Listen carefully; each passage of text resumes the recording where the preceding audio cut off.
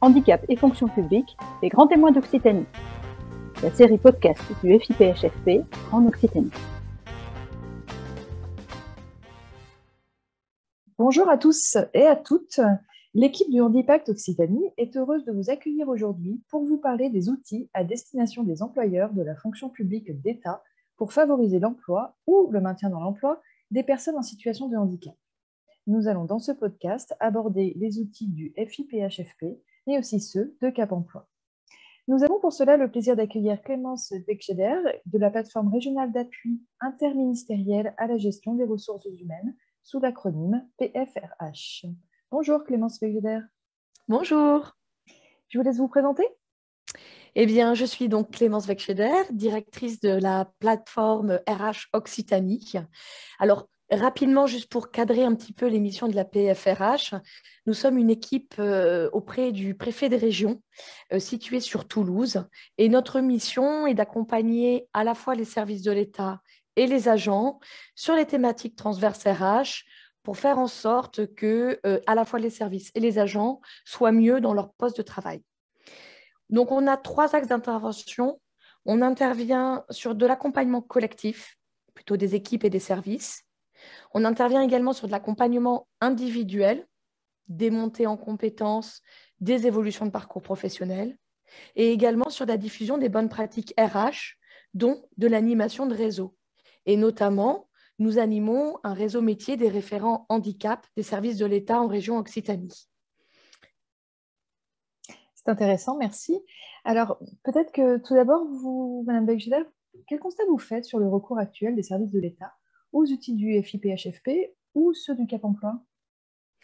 Alors, sur les remontées que les services nous font ou des situations que l'on rencontre, notamment dans nos accompagnements, on s'aperçoit que les 2 outils, Cap Emploi et FIPHFP, ne sont pas énormément mobilisés, en tout cas pas énormément sollicités. Il nous semble qu'ils sont plutôt relativement méconnus et que les employeurs trouvent des solutions internes, un petit peu du système D, voilà, pour essayer de répondre aux besoins de leurs agents en situation de handicap. Et donc, ils n'ont pas cette vision des outils qui sont proposés et parfois, ils ne connaissent pas non plus les acteurs locaux qui pourraient mobiliser. D'accord, donc d'où l'intérêt de ce podcast aujourd'hui. Donc, est-ce que vous pourriez nous donner peut-être quelques exemples de situations où les employeurs de la fonction publique d'État auraient intérêt à solliciter les outils du FIPHFP?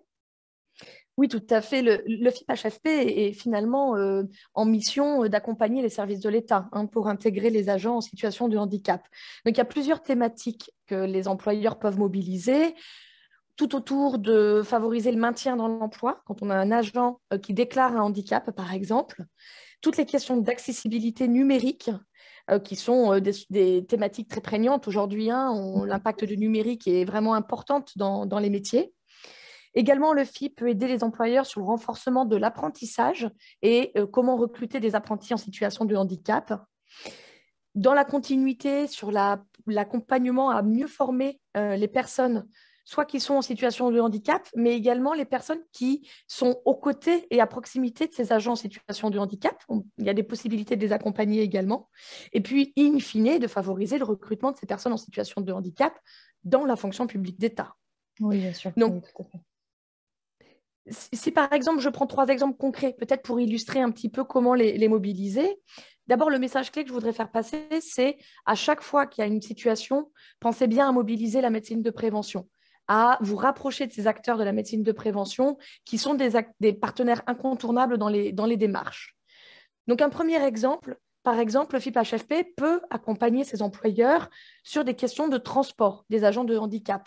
Vous savez, lorsqu'ils sont amenés à avoir le transport du domicile sur leur lieu de travail, il y a une prise en charge qui peut être envisagée. Alors certes, il y a un plafond, 240 € par agent et par jour, mais voilà, le FIPHFP a cette possibilité-là. Si je donne un deuxième exemple, je vous parlais il y a quelques instants de l'accessibilité au numérique et qui nous semble assez important.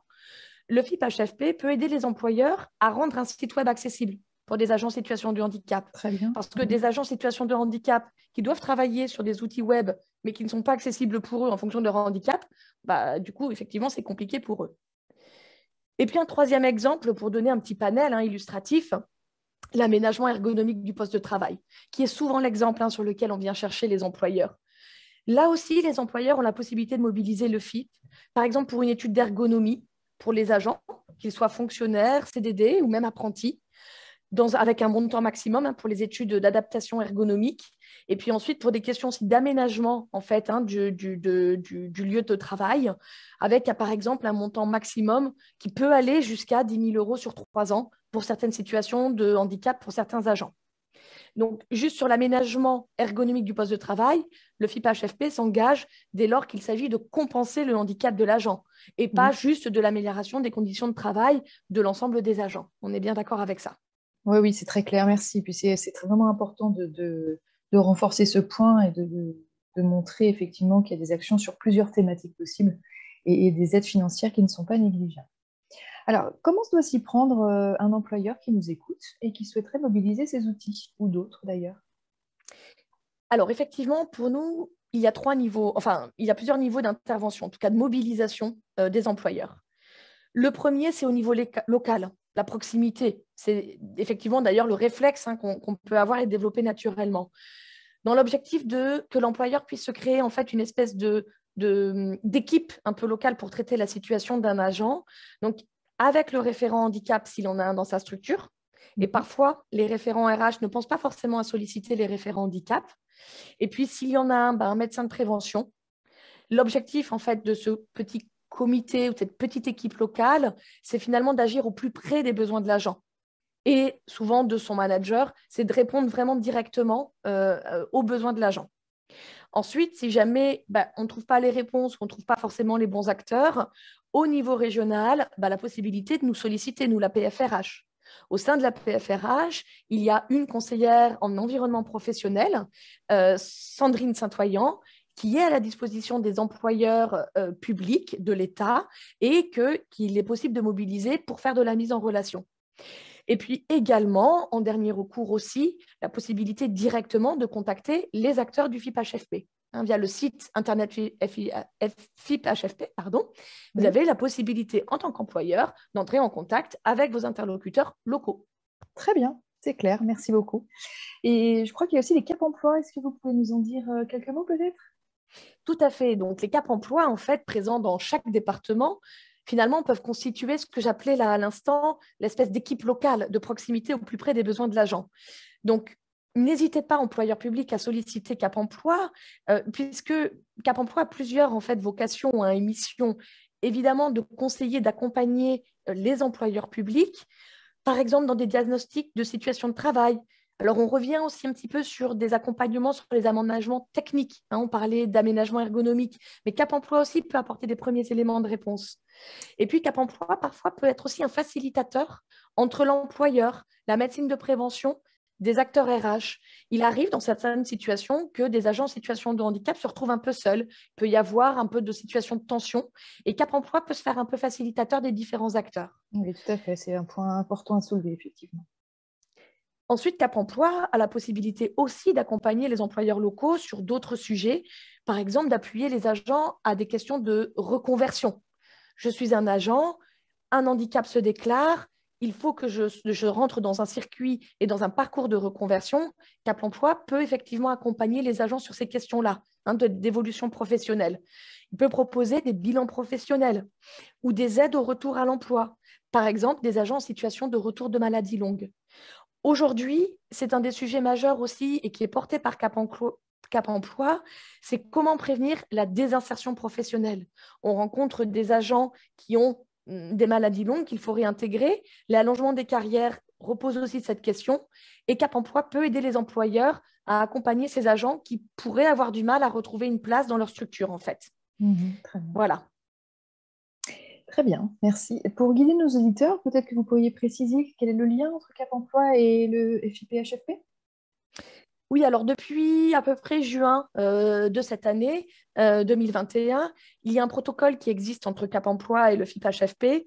L'objectif, c'est d'avoir en fait une complémentarité des actions qui sont menées en fait, et c'est de vraiment pouvoir répondre au mieux aux employeurs publics. Ce protocole, il se fait aussi également avec les acteurs Pôle emploi et la GFIP.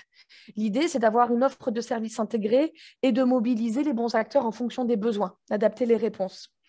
Donc, on pourrait dire que Cap Emploi, si on essaye de caricaturer pour imager, c'est une espèce d'opérateur du FIP-HFP qui est en proximité des employeurs et des agents. Et comme je vous le disais, qui a un rôle majeur dans le maintien dans l'emploi, si on devait retenir une phrase en fait. Oui, tout à fait, éviter de rester en arrêt maladie, c'est bien l'objectif. Le FIP-HFP, lui, va avoir plutôt un rôle d'information et d'accompagner les employeurs à répondre à leurs obligations d'emploi et plus largement à la prise en compte du handicap dans les structures. Et donc, en fonction de la façon dont il est sollicité, le FIP-HFP peut renvoyer à Cap Emploi en fonction des besoins ou à Pôle emploi, ça dépend des sujets sur lesquels il est mobilisé. Donc, le réseau d'acteurs, en fait, est coordonné et communique dès lors qu'il y a un employeur public qui sollicite l'un ou l'autre des acteurs. Très bien, merci pour cette réponse, complète. Donc, le message clé, c'est vraiment, je crois qu'on doit retenir que les outils proposés sont nombreux et pertinents pour les employeurs et qu'ils ont tout intérêt à se tourner vers les aides, que ce soit pour la personne en situation de handicap elle-même, mais aussi pour son manager de proximité, pour son entourage professionnel. Donc, on voit que vraiment les outils sont nombreux, les acteurs également. Donc, il y a vraiment un intérêt pour un acteur, pour une organisation, de ne pas se sentir seul dans cette gestion. Comme vous l'avez dit, de ne pas laisser une personne en arrêt de maladie trop longtemps et d'essayer d'activer ces leviers pour que la personne puisse très rapidement revenir à l'emploi. Clémence Weggeler, est-ce que vous auriez un conseil à donner aux employeurs pour conclure ce podcast? Eh bien oui, alors j'en aurai 3 petits et rapides. Le premier, de ne pas hésiter à consulter le site internet du FIP-HFP qui met en ligne le catalogue des aides. Là, on a fait quelques exemples très concis et il y a une multitude d'aides mobilisables. Donc, employeurs, si vous avez des doutes, allez regarder sur le site internet du FIP-HFP. Le deuxième petit conseil, c'est je réinsisterai bien sur le fait quand on a un agent en situation de handicap, potentiellement, on ne résout pas seul la question de son intégration et de son maintien dans l'emploi. Alliez-vous avec les acteurs locaux.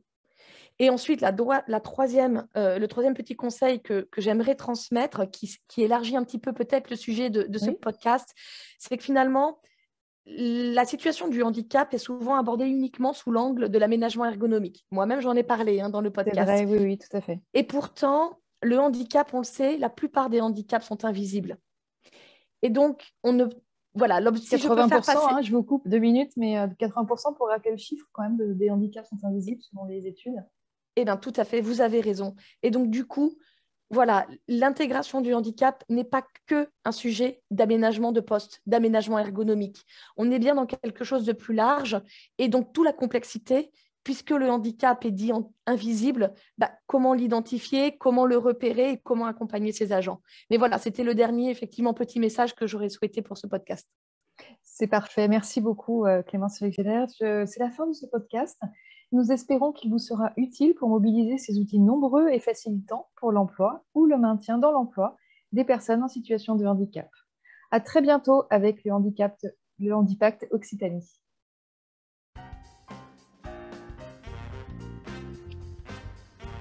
Retrouvez notre témoin du jour et toute la série podcast sur le site du Handipact Occitanie.